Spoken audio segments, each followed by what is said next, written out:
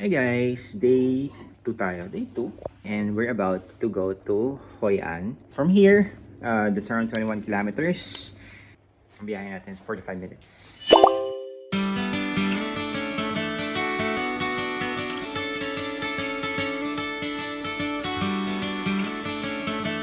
Welcome to Dana!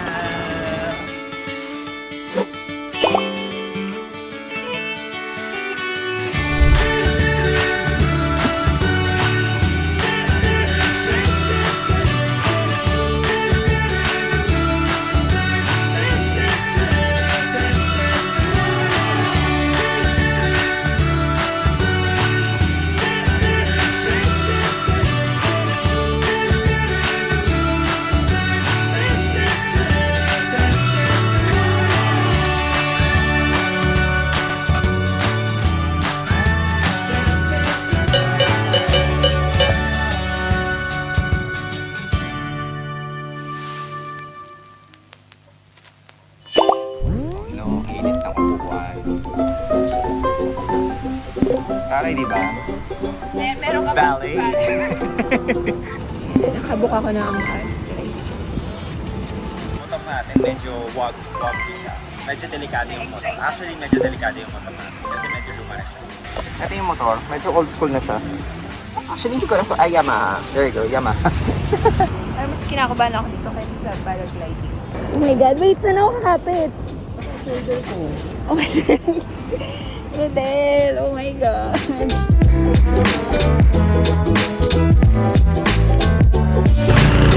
Follow me. What? No.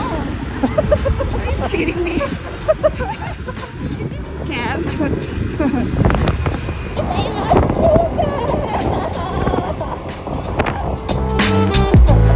No hand. No hand.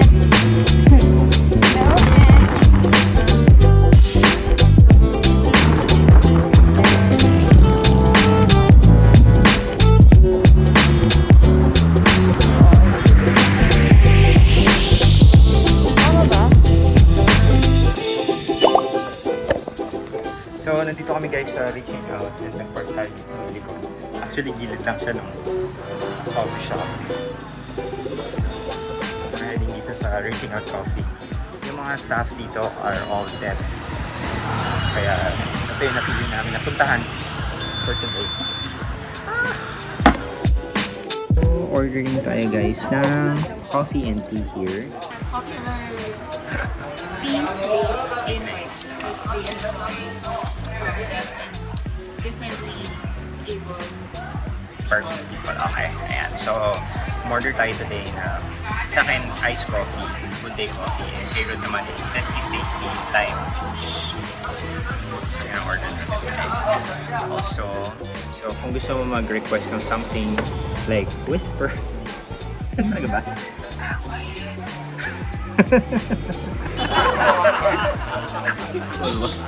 Ice. May libre din silang iced coffee na here. Ay, iced. Cold tea pala siya.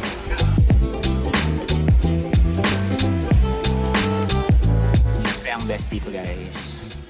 You! Diba? The busy street of Hoi An.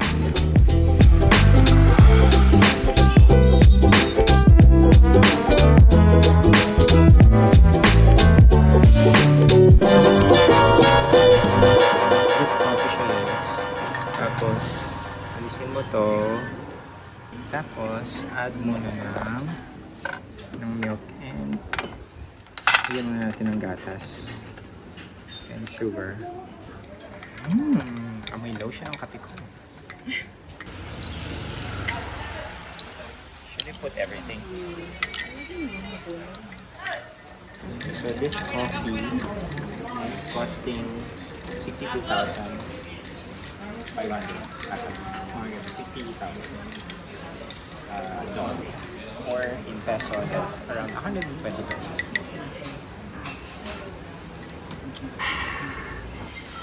Is it worth it? And of course, we're paying for the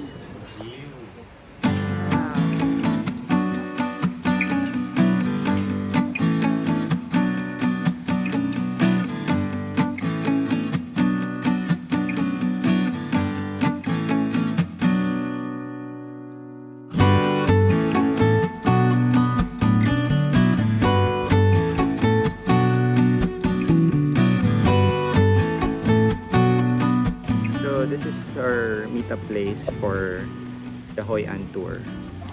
Damsel. So, dito na kayo mag-relax. Sana meron doon. So, unfortunately, coffee shop. It's a coffee shop. So, wala silang tinapay or anything na lean. Kaya, we need to like move to another place. For food. Parang malayo.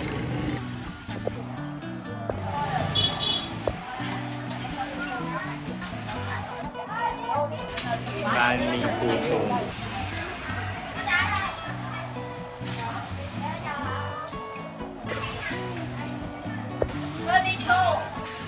Nakuha mo ako magkano? Hindi ko na kinuha na yung ano yun. So we're back. So ito yung menu dito sa Hoa Champa Coffee. Puro drinks lang sila dito.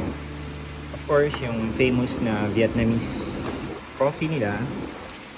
Pero meron din silang ice cream, chocolate, fresh juice, yogurt. So for today, we'll be doing mango juice.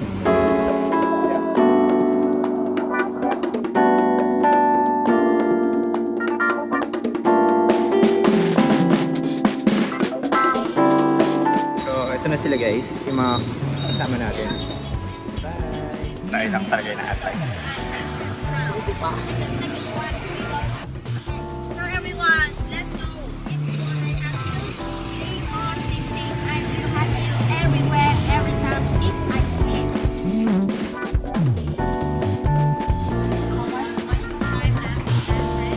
So bumili kami ng ticket ng Cultural Heritage or Asian Town Tour for 120 each isa. Okay, welcome to the Hoi An City. I'm very grateful and very happy when you choosing my city. Okay, everyone. So this one is only This one is okay. Welcome to the JD Ceramics Museum. It's limit.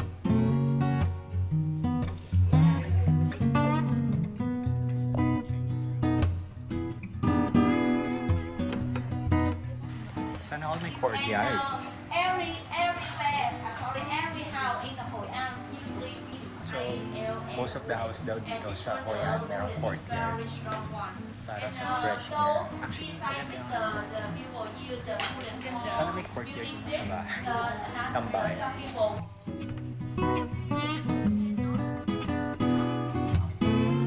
And it's a postcard, and postcard made from paper. You see, it's a very special paper, never faded paper, pink color. We order from Japan.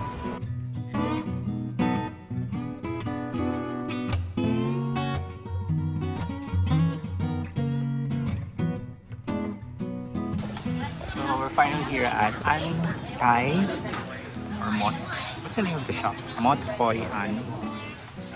Okay, everyone, I need to now, including the tour, because the Hoi An now the weather is very hot, so my company free offer for you the herb drink. Herb drink. Take it clean.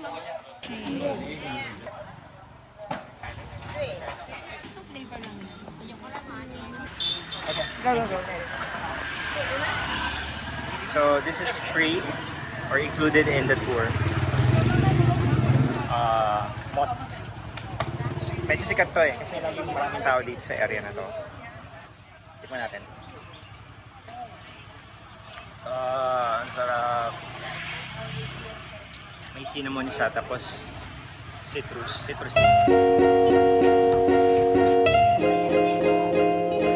sabi ni Tintin, yung aming tour guide, hindi pa raw mainit to. I mean, meron pang mas mainit na weather sa Please, we're so sorry because this one right now is just a congestion because the government to restore and building it again.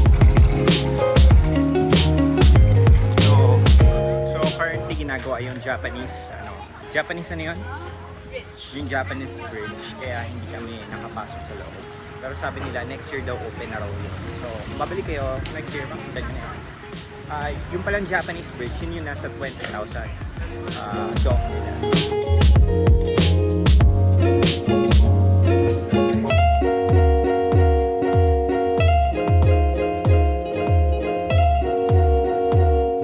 So when we put the water into the cup, similar 80, even moving Yeah.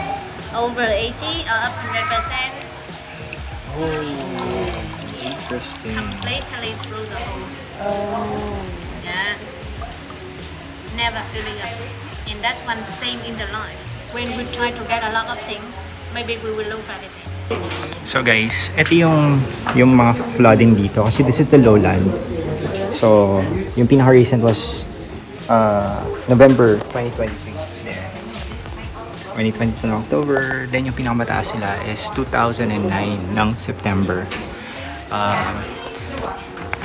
Tapos, ito yung mga pictures nila ng flood dito. And sinabi ni ate kanina, yung kahoy sobrang tibay nito. Ang tawag daw sa kanila dito is iron dome. So, hindi raw siya hinaanan. Tapos, ayun, nakita nyo kanina. So, pagkabaha, doon nila dinadaan. Merong pulley system. So, inaakit nila lahat ng mga lances.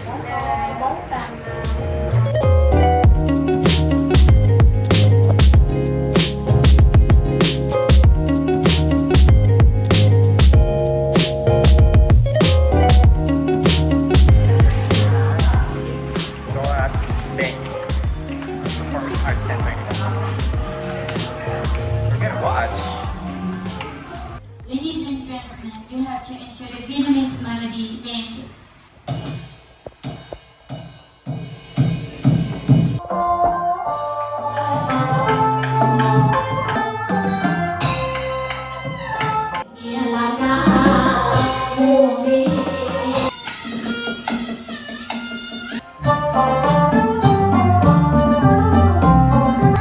Nanalo siya!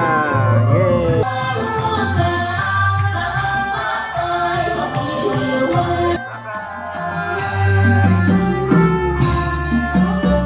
Natatapos na ang show, guys. That was a really nice cultural performance here in Hoi An.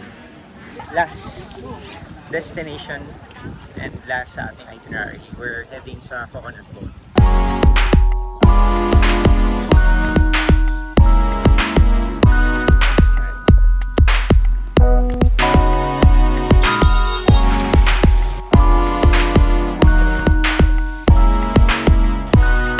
Meron daw car na susundo sa atin. Ayan, yan pala yung susundo sa atin.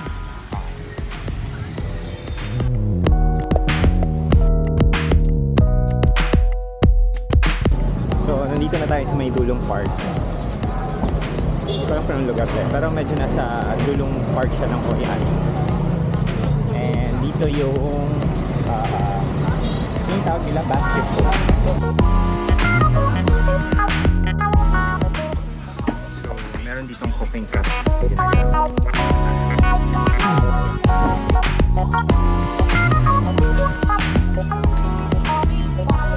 Dalawang tao raw per boat. Dalawang tao. Tapos itong trip na to will last for about 40 minutes. And then, pagbalik namin dito, meron na silang prepare na food for us. So that is actually included as well dun sa binook natin bayang.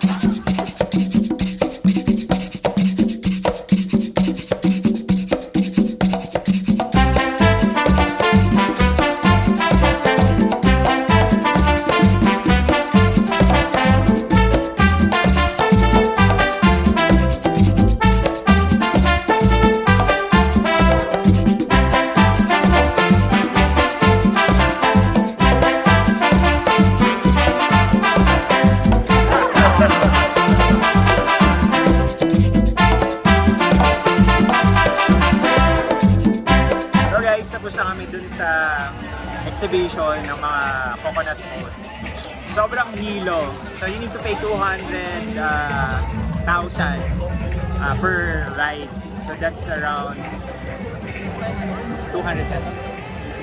200,000. 200 pesos per person. Per boat.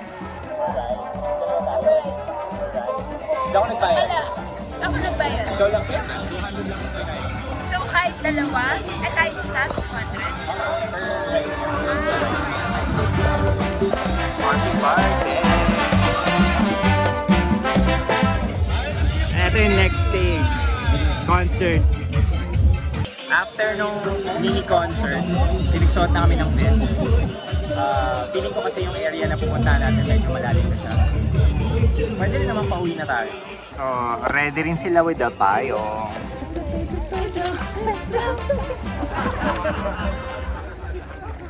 So now, we are having dinner. Yeah, so nag-request kasi kami na no pork and chicken blood. Kaya kinausap kami ni Tintin about it. Na they're serving pork and shrimp. So, dito tayo. Okay, fresh coconut. Ang liit ng coconut nila guys. For reference, this is our dinner, di ba? Ang dami na niyan.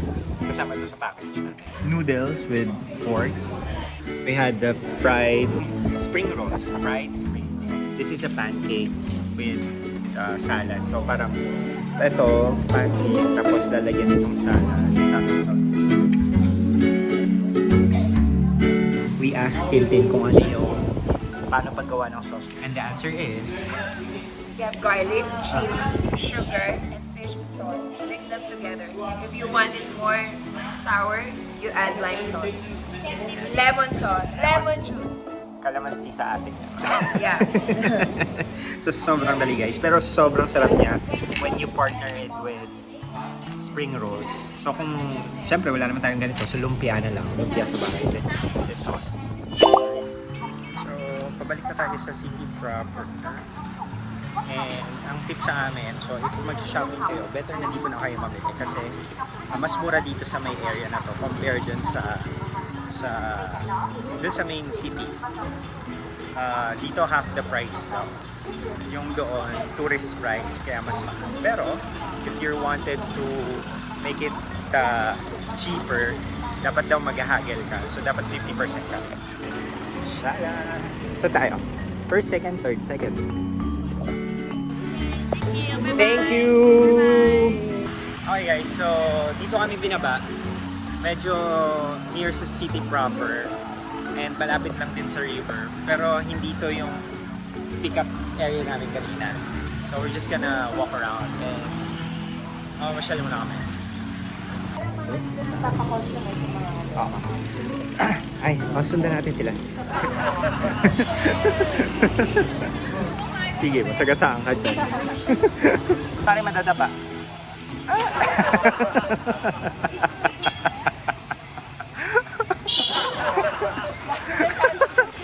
Diretso lang. Sundan nga natin eh. Kasi papunta yan ng river for sure. Lantern.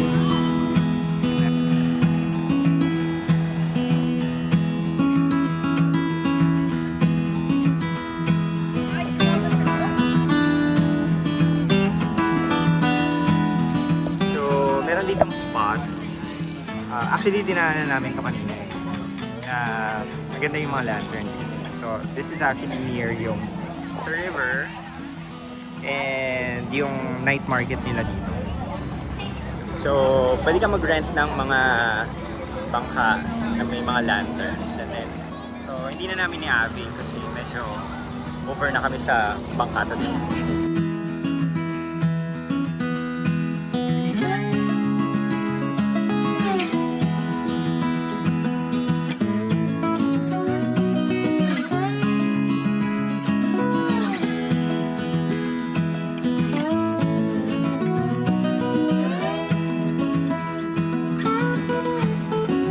Ito, 25. 165. Init guys. Pero bumili tayo ng pin para sa collection. It's 165,000 which is around 340. Show it. Show your pic. Hindi kasi natin nagawa ito. Yeah. Delicious strap sales.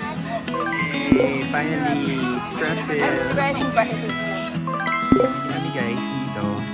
So, I got clothes for mom for the price of 400,000 dollars. 800 pesos.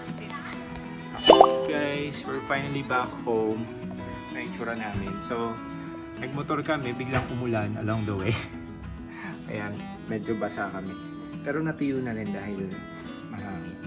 Anyway guys, I hope you enjoy our vlog for this time. Ang aming trip sa Hoi An. And we'll see you all again tomorrow. Bye!